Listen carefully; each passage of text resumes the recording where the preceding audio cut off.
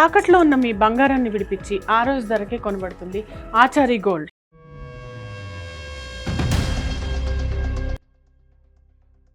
ఈరోజు power star Pawan Kalyan Andhra Pradesh deputy CM Pawan Kalyan యొక్క పుట్టినరోజు. ఆయన డిప్యూటీ సీఎంగా సక్సెస్ అయ్యారని ఎంతమంది అనుకుంటున్నారు, ఫెయిల్ అయ్యారని ఎంతమంది అనుకుంటున్నారు కింద కామెంట్ చేయండి. ఒక సర్వే చేస్తున్నాం, ఆయన వరకు పంపించడానికి ట్రై చేస్తాం ఈ వీడియో. సో మిస్ అవ్వకుండా డిప్యూటీ సీఎంగా ఆయన సక్సెస్ అయ్యారా, ఫెయిల్ అయ్యారా, ఏపీ ప్రజలు ఏమనుకుంటున్నారో తెలియాలి. మస్ట్ అండ్ షుడ్గా 500 కామెంట్ టార్గెట్ పెట్టుకున్నాం. ఖచ్చితంగా కామెంట్ చేయండి. వీడియో లాస్ట్ దాకా చూడండి, చాలా ఇంట్రెస్టింగ్ వీడియో ఇది. ఈరోజు పవన్ కళ్యాణ్ పుట్టినరోజు. అసలు ఆయన పేరు చెప్తేనే సినిమాల్లో ఒక ప్రభంజనం అని చెప్పుకోవచ్చు. విపరీతంగా ఆయనకి ఫ్యాన్ ఫాలోయింగ్ ఉంది. ఆయన చేసినటువంటి సినిమాలు కావచ్చు, అసలు హీరోయిన్ లేకుండా సినిమా చేయడం అనేది ఎవరు చెయ్యని టైముల్లో పవన్ కళ్యాణ్ బంగారం అనే ఒక సినిమా తీస్తారు. లాస్ట్లో త్రిష వస్తుంది తప్ప సినిమా మొత్తం హీరోయిన్ ఉండదు. సరే, అది డిజాస్టర్ అయిన తర్వాత సంగతి.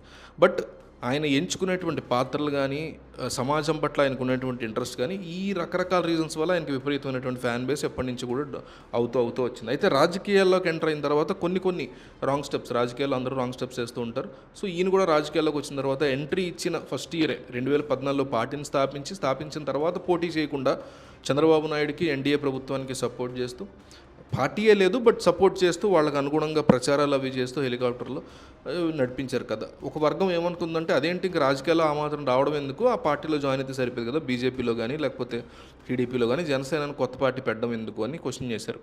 తర్వాత 2019లో చాలా స్ట్రాంగ్గా పోటీ చేశారు. ఏదైతే తాను గెలిపించిన ఎన్డీఏ, టీడీపీ కూటమి ప్రభుత్వం, బీజేపీ ప్రభుత్వం ఏదైతే ఉందో అది ఫెయిల్ అయింది. వీళ్ళ వల్ల కావట్లేదు. Especially TDP, Chandrababu Naidu fail అయ్యారు. సో నేను మూడవ ప్రత్యామ్నాయంగా, జగను కాదు, చంద్రబాబు కాదు, బీజేపీ కాదు, నాలుగో లేదా మూడవ ప్రత్యామ్నాయంగా నేను ఎదుగుతాను ఈ రాష్ట్రంలో అంటూ ఆయన పోటీ చేశారు. చాలా ఇబ్బందికర పరిస్థితుల్లో చాలామంది ఆయన పార్టీ తరఫున పోటీ చేసిన డిపాజిట్లు కూడా దక్కలేదు. ఆయన కూడా 2 స్థానాల్లో పోటీ చేసి, ఒకటి అక్కడ భీమవరం అయితే ఇంకొక చోట పోటీ చేసి ఆయన ఓడిపోయారు. ఎక్కడ పోటీ చేశారు రెండోది మర్చిపోయాను, కామెంట్ చేయండి. సో ఓడిపోయారు. తర్వాత ఏదైతే కంబ్యాక్ ఉందో ఆ కంబ్యాక్ మాత్రం చాలా స్ట్రాంగ్గా ఇచ్చారు. 21కి పోటీ చేసి 100కి 100% స్ట్రైక్ రేటు, ప్రతి చోట కూడా గెలిచారు. ఒక అద్భుతమైనటువంటి కంబ్యాక్ని పవన్ కళ్యాణ్ ఇవ్వగలిగారు. అయితే ఏ రాజకీయ నాయకుడైనా గెలిచారు అంటే, ఫర్ ఎగ్జాంపుల్ 2019లో జగన్ గెలిచారు అంటే, జగన్ గొప్పతనం కంటే కూడా నా దృష్టిలో చంద్రబాబు యొక్క సరిగ్గా పాలించకపోవడమే బిగ్గెస్ట్ రీజన్ అని నేను నమ్ముతా.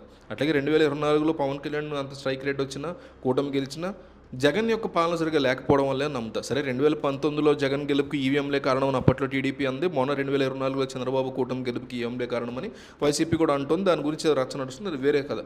అయితే ఈరోజు ఆయన పుట్టినరోజు సందర్భంగా డిప్యూటీ సీఎంగా ఆయన రెండోసారి పుట్టినరోజు చేసుకున్నారు. లాస్ట్ ఇయర్ కూడా డిప్యూటీ సీఎంగా మొదటి పుట్టినరోజు, ఇది రెండో పుట్టినరోజు. అయితే డిప్యూటీ సీఎంగా గెలవక ముందు నుంచి కూడా 2023 నుంచి కూడా ఆయన గ్రాఫ్ కంప్లీట్గా అప్ అవుతూ వెళ్తుంది. 21% స్ట్రైక్ రేట్ కొట్టడం కానీ, తర్వాత డిప్యూటీ సీఎం కావడం, రకరకాల పనులు చేయడం. అయితే ఫ్లాట్గా వెళ్తున్నటువంటి, అప్పుకి వెళ్ళిపోయి ఫ్లాట్గా వెళ్తున్నటువంటి గ్రాఫ్ సడన్గా ఈ బర్త్డేకి ఆయనకి డౌన్కి రావడం స్టార్ట్ అయింది. ఇదే big breaking news, bad news కూడా ఆయనకి. ఏంటంటే సుగాలి ప్రీతి ఇష్యూలో ఆయన తీసుకున్న స్టాండ్, ఆయన నిలబడినటువంటి విధానం అందరూ మెచ్చుకున్నారు.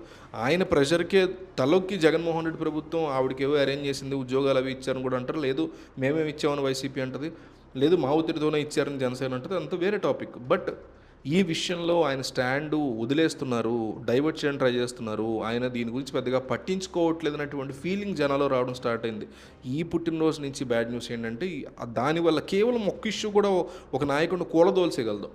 జగన్ ఓడిపోయినా, చంద్రబాబు ఓడిపోయినా అనేక రకాల issues over the years build అవుతాయి కదా.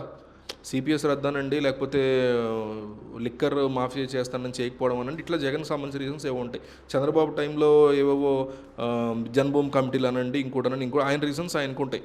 సో ఒక్కొక్క ఇష్యూ బిల్డ్ అయ్యే చంద్రబాబు ఓడిపోయినా, జగన్ ఓడిపోయినా గ్రాఫ్ డౌన్ అవుద్ది కదా. సో పవన్ కళ్యాణ్ యొక్క గ్రాఫ్ కూడా ఈ బర్త్డే నుంచి ఈ ఇష్యూ వల్ల గ్రాఫ్ డౌన్ అవుతుంది. ఇదే ఆయనకి బిగ్గెస్ట్ బ్యాడ్ న్యూస్ అంటూ సోషల్ మీడియాలో, వైసీపీ సోషల్ మీడియాలో బాగా చర్చ నడుస్తుంది. మరి దీని మీద మీ అభిప్రాయం ఏంటని కామెంట్ చేయండి. ఆయన యాజ్ ద డిప్యూటీ సీఎం ఆయన సక్సెస్సా, ఫెయిల్ అయ్యారా, కామెంట్ చేయండి. మీరు బంగారం తాకట్టు పెట్టి ఆ బంగారం డబ్బులు కట్టలేక ఇబ్బంది పడుతున్నారా? ఆచారి గోల్డ్ వాళ్ళు మీ బంగారం కొని మీ లోన్ తీర్చి మిగిలిన డబ్బులు మీకు ఇచ్చేస్తారు. ఇంకెందుకు ఆలస్యం? ఆచారి గోల్డ్ ఈ నెంబర్స్కి కాల్ చేయండి.